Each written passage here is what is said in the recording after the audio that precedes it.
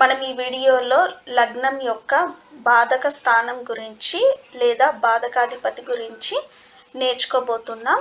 అలాగే యోగా కారకుల గురించి కూడా నేర్చుకోబోతున్నాం. ఒకవేళ మీది మీన లగ్నం అనుకోండి, సో చర లగ్నం ఇక్కడ మనం చూసినట్లయితే చర స్థిర ద్విస్వభావ ఇది మీకు తెలిసి ఉండాలి.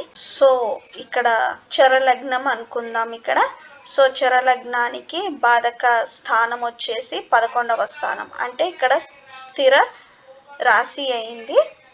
అలాగే ఇక్కడ చూసినట్లయితే స్థిర లగ్నం అనుకోండి, ఇక్కడ స్థిర లగ్నానికి బాధక స్థానం 9వ స్థానం, అంటే ఇక్కడ 7, 8, 9 ఇక్కడ చర రాశి అయింది ఈ విధంగా. అలాగే ద్విస్వభావ రాశిలోకి వచ్చేసి 7వ స్థానం, ఇక్కడ చూసినట్లయితే ద్విస్వభావ రాశి 7వ స్థానం, ఇక్కడ ద్విస్వభావ రాశికి 7వ స్థానం, ఈ విధంగా అన్నమాట. సో స్థిరకి చర, చరకి స్థిర, ఈ విధంగా చూసుకోవాలి. సో ఒకవేళ ఇక్కడ కర్కాటకం అనుకోండి, కర్కాటక లగ్నం చరరాశి అయింది, చర లగ్నం అయింది అనుకుందాం. సో చర లగ్నానికి బాధక స్థానం 11వ స్థానం స్థిర, ఈ విధంగా 11వ స్థానం, ఈ విధంగా బాధక స్థానం అవుతుంది, బాధకాధిపతి అవుతాడు. సో ఈ బాధకాధిపతి ఏ భావంలో ఉంటే అక్కడ బాధ అనేది కొద్దిగా ఉంటుందన్నమాట. ఆ దశ అంతర్దశను బట్టి చెప్పాల్సి ఉంటుంది. అలాగే యోగ కారకులు కూడా ఉంటుందన్నమాట.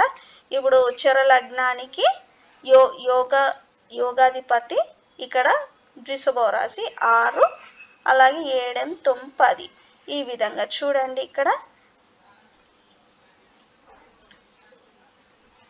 ఇక్కడ చూసినట్లయితే చరకి చర, సో యోగ కారకమైన గ్రహం అని మనం చెప్పొచ్చు. అలాగే స్థిరకి 2, 6, 10, అలాగే ద్విస్వభావకి 2, 6, 11, వీళ్ళు యోగ కారకులు, యోగ కారక స్థానాలు, ఈ విధంగా మనం చూడొచ్చు అన్నమాట. ఈ వీడియో మీకు నచ్చినట్లయితే లైక్, షేర్ అండ్ సబ్స్క్రైబ్ చేయండి. అలాగే మిగతా గ్రహాల స్థితిగతులను బట్టి ప్రిడిక్షన్ అనేది ఇవ్వాలన్నమాట. వీళ్ళు ఏ నక్షత్రంలో ఉన్నారో అది కూడా చూడాలన్నమాట. ఈ వీడియో మీకు నచ్చినట్లయితే లైక్, షేర్ అండ్ సబ్స్క్రైబ్ చేయండి. ధన్యవాదాలు.